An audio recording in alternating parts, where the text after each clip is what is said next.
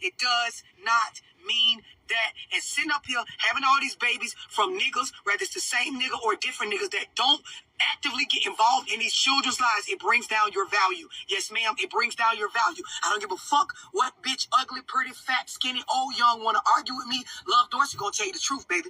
Love Dorsey gonna tell you the raw truth. It brings your value down as a woman. I don't give a fuck that they trigger because I'm saying this. I'm telling y'all what is good for y'all. Do not repeat the same shit that we did as women coming before y'all. Don't repeat that shit. It brings down your value when you lay up and keep pushing out babies with men that they're vocalizing, they're showing you, they're telling you verbally, non-verbally that they are not responsible enough or don't value you or the situation enough to stick around. That's not the times we're in. It's not your grandma in them times. It's not your granddad in them times. These niggas is missing father figures in their life. They grow up and they do not understand any sort of idea about a duty or a responsibility to the seed or the offspring that they created, even when they didn't want it. We're not in those times anymore. So, girl, take this shit in. A nigga fucking you raw does not mean that he wants to produce a child with you or even cares about you or even loves you. Niggas will get raw pussy out of you with no love for you at all. At all. And I'm sorry on behalf of women that may be older than you or women that may be dumber than you. I'm sorry that they did not tell you this, but I'm trying to wake you up on this live today. It does not mean that. And sitting up here having all these babies. So Nala, why do you feel like I'm a single mother?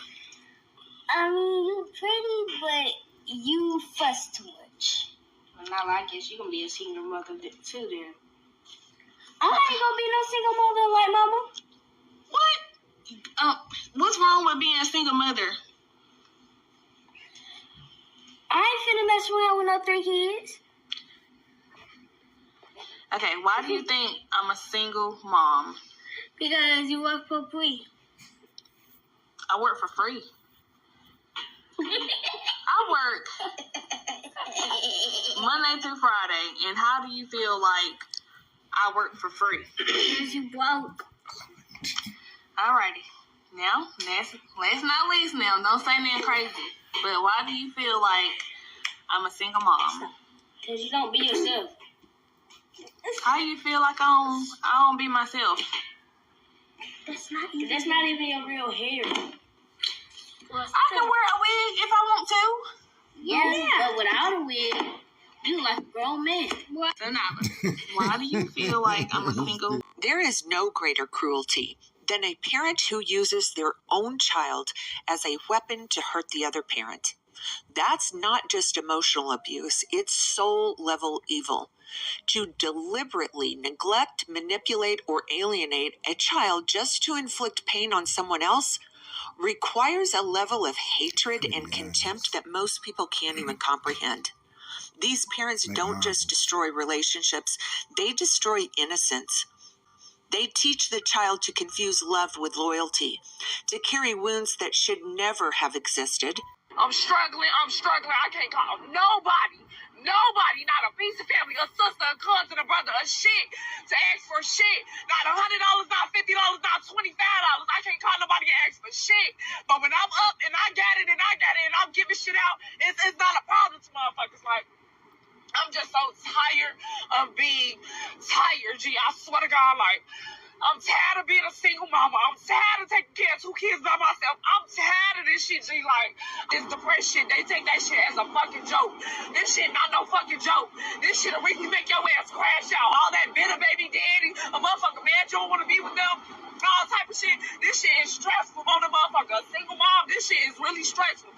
Y'all niggas, y'all daddies, y'all need to start doing y'all motherfucking part. It don't take no money to take care of y'all kids, G. It don't take no fucking money. All it takes is time out your motherfucking day. If us mamas gotta rearrange y'all shit, y'all should have to rearrange y'all shit too. Stop being like that when y'all got motherfucking kids out here. Both of y'all daddies need to step the fuck up and be a fucking daddy, G. I'm struggling. Lame that you left, that you don't let your children see them. That's wrong. It's unfair. It's unfair for the children. If you deny them the right to see their father, they will eventually hate you. I want you to understand that. I want you to be prepared for the fact that if you don't let your children visit meaningfully with their father, there will be a day down the road when they will hate you. Justifiably so. Do you get it? Because you will have allowed your anger to get in the way of their relationship with their father. That's who you picked to make them with. You don't visit your bad judgment onto your children.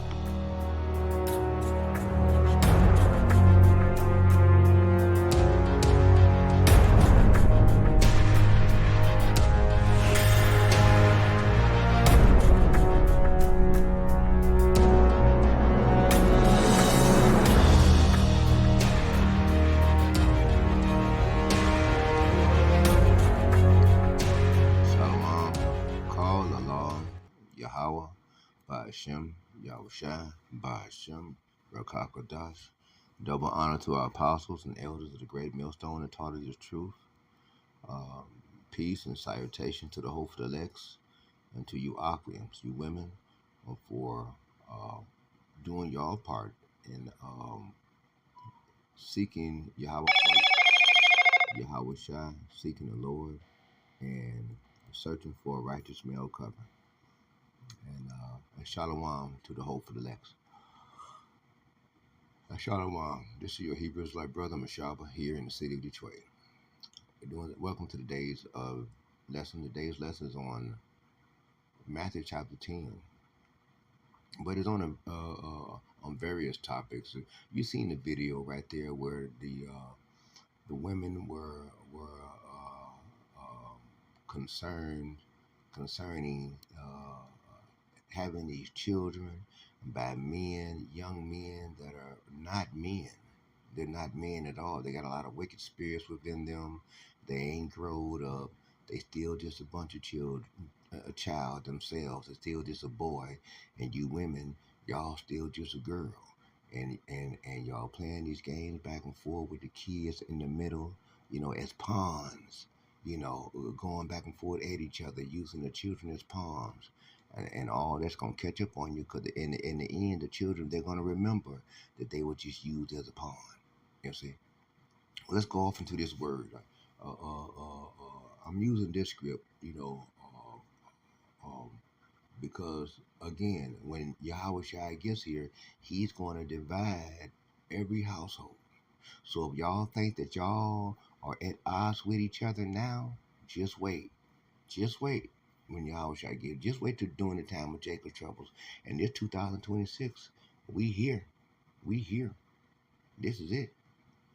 Okay, so we're going to go ahead and read this Matthew chapter 10, starting verse 34. And it reads, "Think not that I have come to send peace on earth." No, the Lord, he's not coming to send peace on earth, because it's time to destroy Babylon. It's time for the heathens, the 2/3 and the Edomites to get their judgment. And it's time for us hopeful elects, if we are those men, it's time for us and women, it's time for us to be rised up whenever Yahweh has made that decision. I came not to send peace, but a sword. Right, and that sword is Esau is Edom.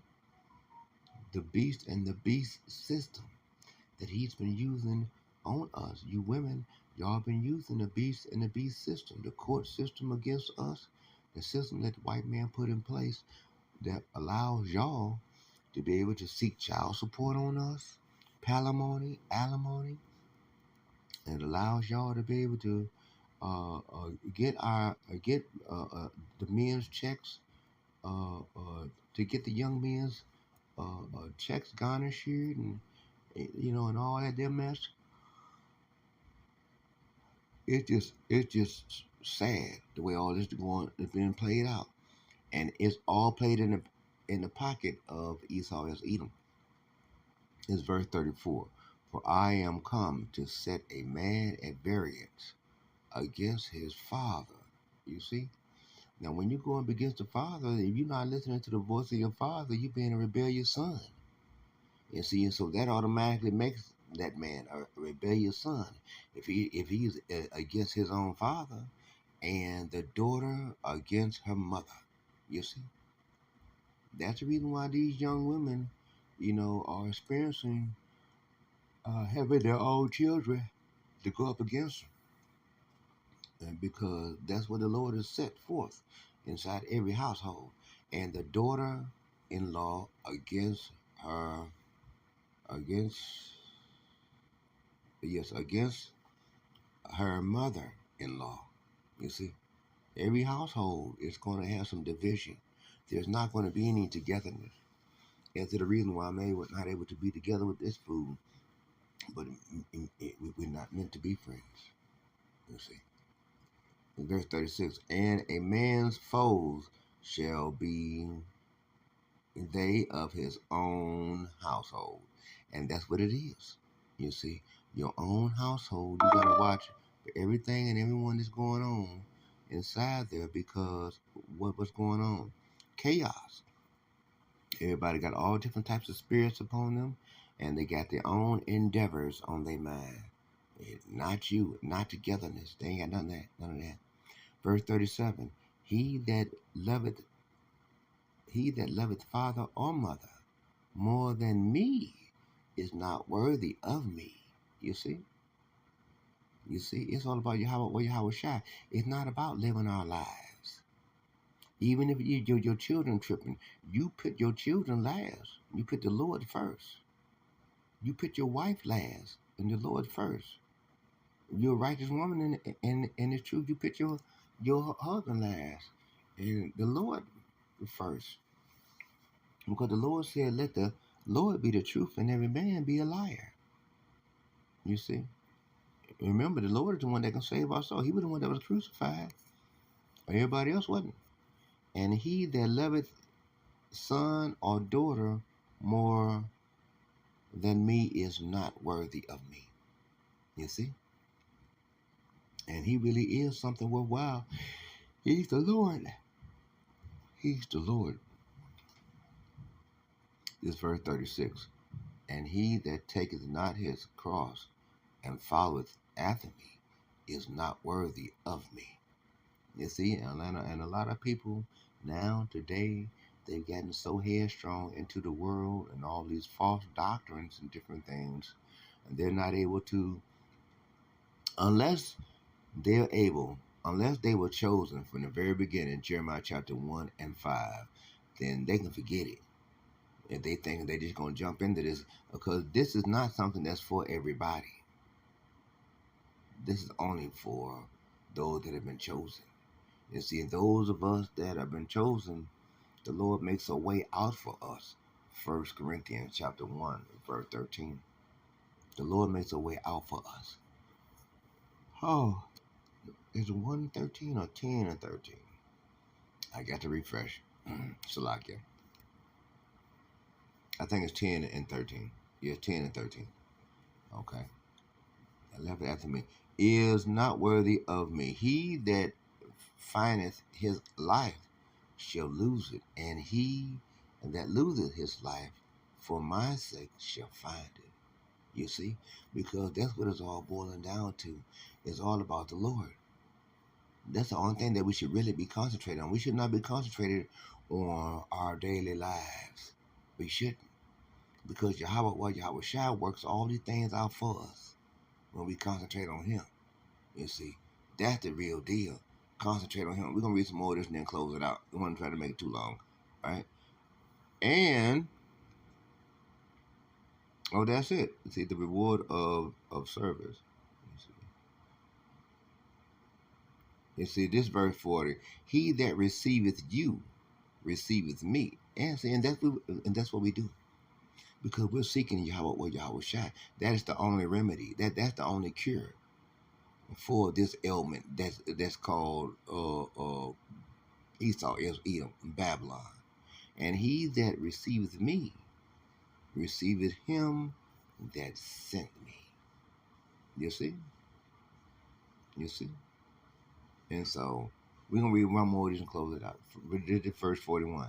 He that receiveth a prophet in the name of a prophet shall receive a prophet's reward, and he that receiveth a righteous man in the name of a righteous man shall receive a righteous man's reward.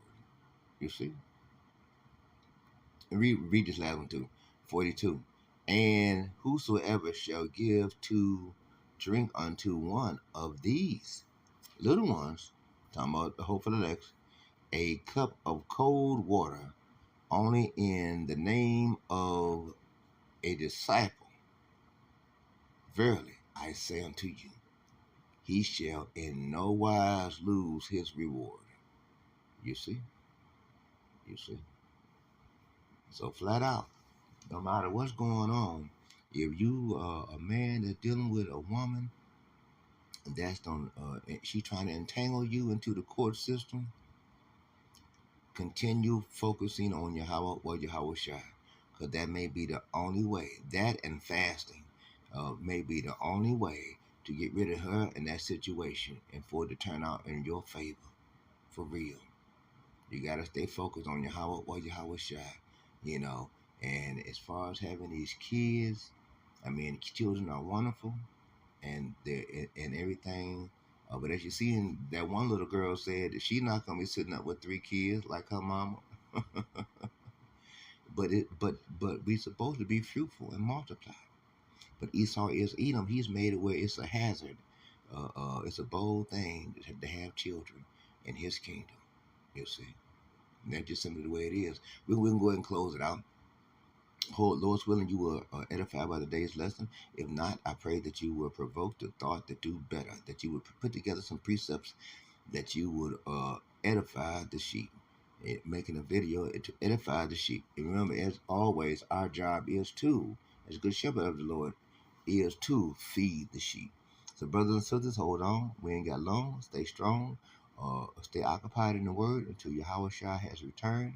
Maintain being circumspect, spiritually, emotionally, and physically, all around you. And keep your head up and stay strong. Because you are the only one. When Yahweh created you, he didn't create no other being like you. You the only one. So stay up. Stay up. So we're going to close it out. But I give all praise and all honor to Yahweh, by Hashem, Yahweh Shai, by Hashem, Rakakodash. Double honor to our apostles and elders of the great millstone that taught us this true peace. And salutations to the hopeful elects. Shalom unto the hopeful elects.